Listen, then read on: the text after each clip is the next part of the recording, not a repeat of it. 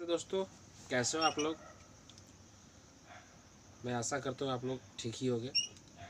तो बहुत से लोग मुझे कमेंट्स करते हैं कि मैं काम सीख रहा हूँ, सीख नहीं पा रहा हूँ, बहुत सा फ़ॉल्ट को मैं पकड़ नहीं पा रहा हूँ कि ये फ़ॉल्ट कहाँ से है, वायरिंग से रिलेटेड या इंजन से साउंड वगैरह आता है वो सब।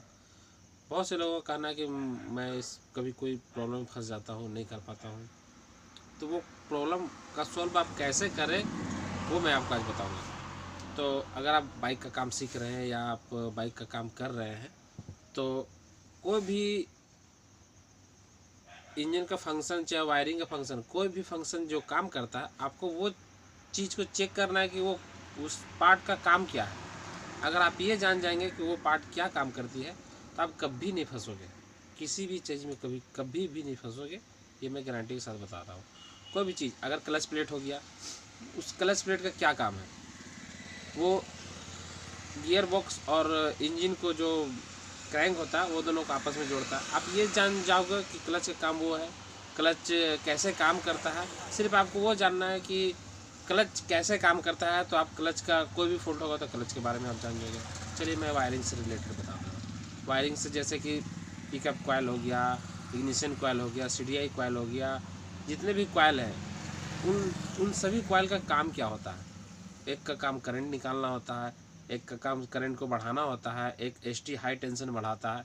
सारे कॉइल के बारे में अगर आप समझ जाओगे तो आप कभी नहीं फंसोगे, किसी भी प्रॉब्लम के बारे में, किसी भी प्रॉब्लम में नहीं फंसोगे। ये मैं आपको बता रहा हूँ। कोई भी, अगर आप बाइक का काम सीख रहे हैं तो आप जिनके अंडर में सीख रहे हैं उनसे आप पूछिए ये काम कैसे करता है, इसका क्या नाम है। ये सब आपको पूछना पड़ेगा, नहीं तो आप कभी नहीं सीख पाओगे। मैं भी सीखता था किसी के पास, मैं ऊपर से सीखा हुआ नहीं आया था, मैं भी किसी के पास रह कर ही सीखा। तो ऐसा ही है मैकेनिक की लाइफ में। तो आप किसी भी, चलिए मैं वायरिंग से रिलेटेड कोई भी चीज़ बता देता हूँ। मान लीजिए इंडिकेटर कैसे काम करता है। जब हम चाबी ऑन करते हैं तो जो बैटरी से जो वायर जाता है एक स्विच में, जब हम चाबी ऑन करते हैं तो वो पूरा सप्लाई होता है बाइक में, ठीक है।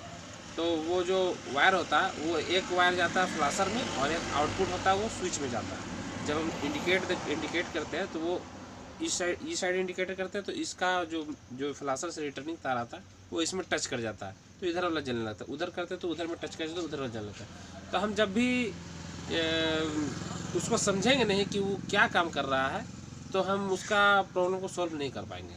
वो कैसे ठीक होगा हम सोचते रहेंगे। तो यही मैं आपको आज बताना चाह रहा हूँ। और मैं मैकेनिक भाइयों से ये कहना चाह रहा हूँ कि आप बाइक वगैरह का जब काम करते हैं तो अच्छी कंपनी का पार्ट्स का यूज करें, कमाने के चक्कर में ना रहें, क्योंकि इससे आपका बिज़नेस ख़राब हो जाएगा, दुकानदारी ख़राब हो जाएगा और कस्टमर के रास्ते में गाड़ी प्रॉब्लम हो जाए तो आपको ही बोलेंगे। तो मैं सभी मैकेनिक भाइयों से ये कहना चाहूँगा, अगर आप मैकेनिक हैं, काम सीख रहे हैं, ये कहना चाहूँगा कि अच्छा से अच्छा इंजन ऑयल का इस्तेमाल करें। जो इंजन वगैरह का पार्ट वगैरह होता है अच्छी कंपनी की यूज करें, जहाँ तक हो ओरिजिनल ही यूज करें। और भी बहुत कंपनियाँ आती है अच्छी कंपनी की, वो सब यूज करें। यही मैं आज के वीडियो में आप लोगों से कहना चाहता हूँ। तो मैं अभी थोड़ा काम में ज़्यादा फंसा हुआ हूँ तो मैं वीडियो नहीं बना पा रहा हूँ, इसके लिए मुझे माफ़ कीजिएगा। मुझे टाइम मिलते ही मैं वीडियो बना ही देता हूँ, उतना टाइम नहीं मिलता। पहले जैसा नहीं रहा, अब काम बहुत ज़्यादा हो गया है। पहले काम उतना नहीं था लेकिन अब बहुत ज़्यादा काम हो गया, एकदम टाइम ही नहीं मिलता। 11-12 बजे रात को घर जाता हूँ मैं। तो चलिए खैर, सबका सभी की लाइफ में उतार चढ़ाव होते रहता है। तो ये मत सोचिए कि मैं आप लोगों को कमेंट का जवाब नहीं दे पाता हूँ, मैं थोड़ा बिजी रहने के कारण नहीं दे पाता हूँ। तो और एक बार मैंने क्या कहा था कि मैं ऑनलाइन बिजनेस करने वाला हूँ। मैंने ऑनलाइन बिजनेस स्टार्ट भी किया था, बट फ्लिपकार्ट से। अभी मेरा 10-15 प्रोडक्ट फ्लिपकार्ट पे है। तो फ्लिपकार्ट का ना कमीशन रेट मुझे पसंद नहीं आ रहा है, फ्लिपकार्ट का कमीशन कुछ ज़्यादा है।